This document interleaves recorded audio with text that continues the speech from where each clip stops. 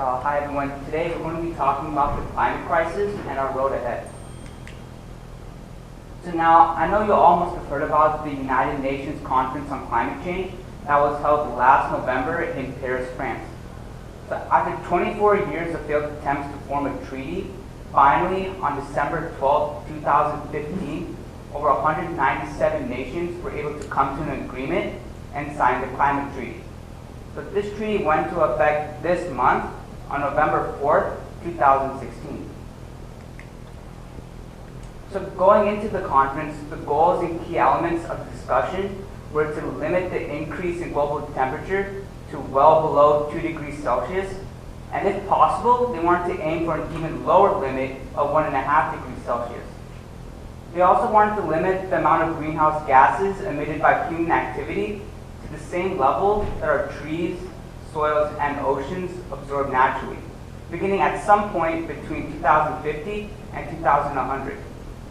They wanted to review each country's contribution to cutting emissions every 5 years so that these countries could scale up to the challenge, and they wanted rich countries to get commitment to help poor countries by providing climate finances, which will help adapt to climate change and move to renewable energy.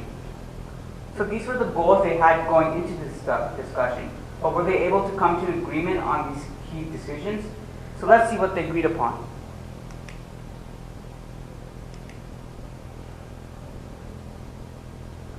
So here's what was finally agreed upon. Now, if every country that pledged keeps its promise, it will still result in a 2.7 to 3.5 degrees increase in temperature, which is well above the aspired goal to keep it below 2 degrees Celsius. Now, though this is great progress in getting every country's consensus on climate change, it is still not time to celebrate. According to 2 UN environmental protection leaders, current commitments will reduce emissions by no more than 1/3 of the level required by 2030 to avert disaster. So after 24 years of negotiation, we're still struggling to achieve even a 3.5 degrees increase in temperature, which will be catastrophic for millions. Now, despite the scientific evidence, rich countries are not doing their fair share in carbon reduction and need to provide finances to help poor nations to drive energy transformation. So if our leaders and international leaders fail to step up, we will mourn the loss of biodiversity and natural resources. We will regret the economic fallout, but most of all, we will grieve the avoidable human tragedy. The growing number of climate refugees impacted by poverty, hunger, illness, and conflict will be a constant reminder of our failure to deliver. Now, none of this will be caused by bad weather, but will be caused by bad decisions of government, individuals, and the private sector. So because there are good choices. So we, the people, must stand up now to not only demand that our leaders keep up to their promises, but to use the power of the people to demand that every organization, every individual, and every community is taking action so we can beat this estimated temperature rise and save our planet from heating above 2 degrees Celsius.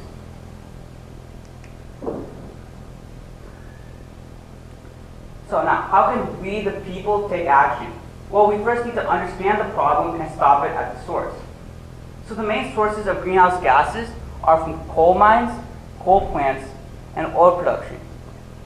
Now, our next president has pledged to reopen old coal mines and coal plants, and this will surely cause a drastic increase in the amount of greenhouse gas emissions. Also, our industrial manufacturing process uses raw materials made from fossil fuels to make most of the products that we use today. Also, our transportation sector, industrial agriculture, forest burning, crop burning, landfills, and the rising temperature that is causing our ice to melt and our permafrost to thaw are all huge contributors for global warming and greenhouse gas emissions. So how can we solve these huge problems? So a few years ago, I proposed the 3 new R's for a path moving forward, which is to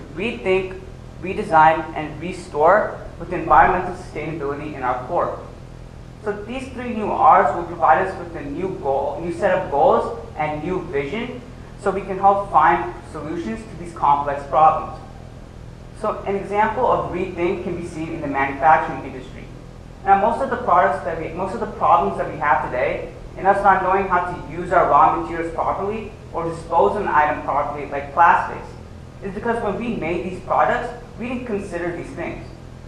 But now we know from our mistakes and the mistakes from a past generation that the right way to make a product is to think about environmental sustainability from the beginning. So we need to rethink our manufacturing process. Now, most of the systems that we have today are extremely outdated, and we desperately need to redesign them to meet our current and future needs. Now, some other systems that need to be redesigned are our energy grid and water distribution system, and other infrastructure which cannot handle our severe weather and rising sea levels.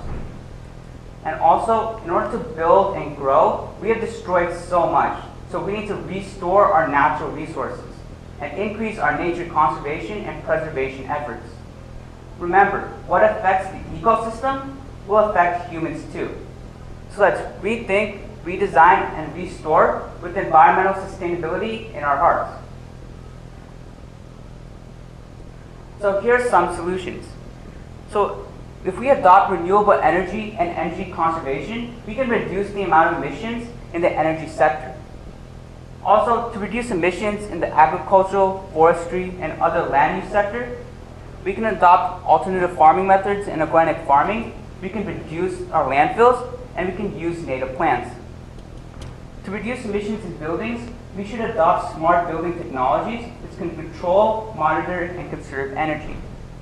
In our transportation sector, we can use eco-friendly vehicles. And in our industry, we need to adopt non-fossil fuel materials like alternatives to plastics and styrofoams. Also, we need to ensure that our products are not encouraging the destruction of our rainforests and ecosystems.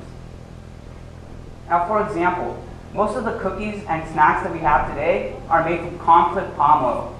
Now, in order to get this palm oil, what plantation owners are doing is that they're cutting down the oldest rainforests in Indonesia. So we need to be aware of how our products are making so we can stop businesses from adapting bad processes to make quick money. Now, I also strongly believe in biomimicry, which will help to ensure sustainability and businesses can make a profit too. So biomimicry will help continue our path to sustainable innovation and ensure economic growth. So what is biomimicry? Well, bio means life, and mimicry means to copy and emulate. And biomimicry is a method of innovation which seeks sustainable solutions to challenging human problems by emulating nature's time-tested designs and patterns. So studying a leaf and making a better solar panel is an example of biomimicry. Think about innovation inspired by nature. So here's an example of an innovation inspired by nature. So a major problem in the shipping industry is cleaning the bottoms of the boats. Because as you know, when an object is left in water for a long time, algae and barnacles will start growing on it. So here's a picture of a whale, and you can see that it's covered with barnacles. So cleaning the bottoms of the boats are a billion-dollar industry. And until recently, we've been using toxic paint coatings to prevent organisms from growing on it. But this has been leaching into our waterways. But if you look at a shark, it's in water all the time, but yet it's so clean. So this made scientists curious. So what they found is when they put it under the microscope was that these sharks have these small nanospacings on it. So what this does is this helps fool the bacteria and microorganisms to thinking that there's not enough room for it to stick on, so it doesn't bother trying. So Sharklet Technologies is a company that has adopted this inspiration and has made paint coatings like this one right here. That now when this dries, it will dry into the shark skin pattern. Now this paint coating is safe and does not use toxic chemicals. Now when this paint coats a surface, it will prevent organisms from sticking on it. So also, what Sharklet's doing is that it's trying to sell these to hospitals to help reduce the spread of infection and reduce the need for chemical disinfectants. So another invention has come from studying the shark skin. So now sharks have small teeth-like structures on the skin which can help it tear through water. So this reduces drag and helps the shark travel faster over longer distances and helps conserve energy. So the paint industry has adopted this teeth-like structures. So aircraft coated with this paint can tear through the air and can conserve energy and travel longer distances.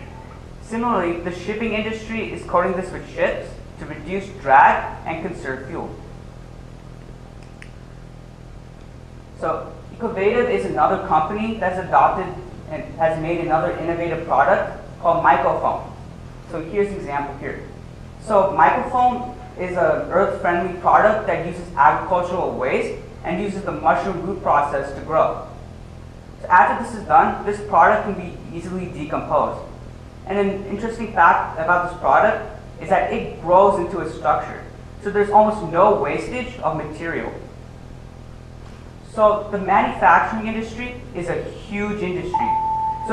So if the industry can adopt earth-friendly materials like these, then we can reduce our dependency on fossil fuels. And already big companies have started to adopt these materials. So biomimicry is revolutionizing our industries. Now biomimicry can help convince climate science deniers to adopt solutions. Instead of focusing on talking to climate science to these deniers, we can change the conversation and talk about product efficiency, less time for testing designs, cost savings, more innovative products, more resilient businesses and systems, and the health benefits. Similarly, green chemistry is revolutionizing the materials industry by providing safer materials that are substitutes for fossil fuels, like alternatives for styrofoam. Also, it's providing manufacturers with more products. So an example is an alternative to plastic materials, and as you all know, plastics are made from crude oil, which is a fossil fuel. When we talk to others about solutions, we need to focus on winning the conversation. Remember, it's not possible to get everyone's consent to believe in climate science and climate change, but we need to convince them by explaining the benefits. For example, the cost savings when you install a solar panel on your roof. Or we need to show them the health benefits for adopting a new, safer product. So now remember, it doesn't matter why they're adopting the solution as long as they're adopting the solution. So we are the hope for this planet, so let's stand up for what we believe in and work compassionately to change people's minds and raise awareness through day-to-day conversations about the issues. So get involved. Now don't be afraid to get involved in your political system. Even though we're too young to vote, we can still write petitions and letters to our leaders, because we need to put an end to denial in politics. We need to help convince businesses to adopt a carbon tax and to help put a price in carbon on our markets. Already, businesses like Microsoft have adopted an internal carbon tax so they can reduce greenhouse gas emissions. So yes, we can influence the policymakers, so get involved. So let's join forces and work with organizations and other like-minded materials so we can work together and come up with faster solutions. Let's adopt renewable energy and be aware as consumers and make wise choices. Because remember, we as consumers have power, and we, the people, have power. So yes, there is progress. So here are some examples.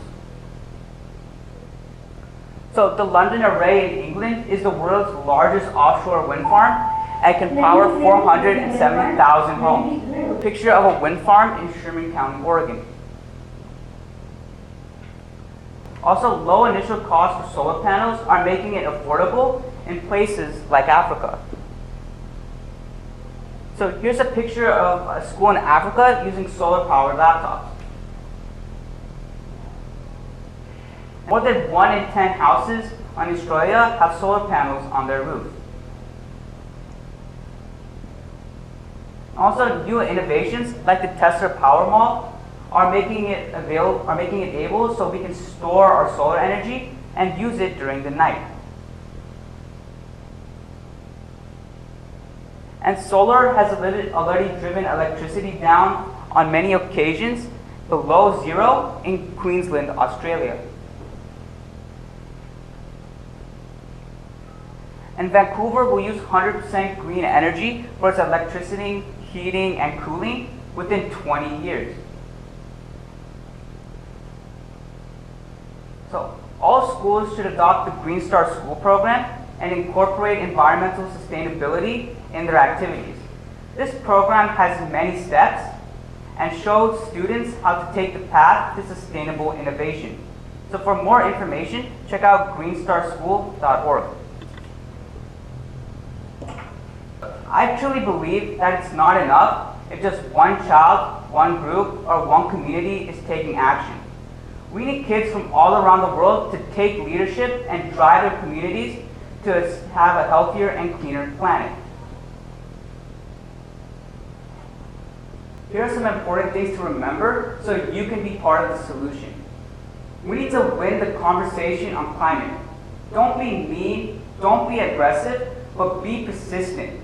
Winning the conversation leads to change. Use your buying powers to help change companies. Find the most environmentally responsible and climate-friendly products.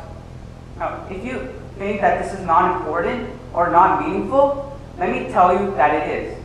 The difference between loss and profit for most companies is driven by just a small percentage of consumers. Be active in influencing policies in your country.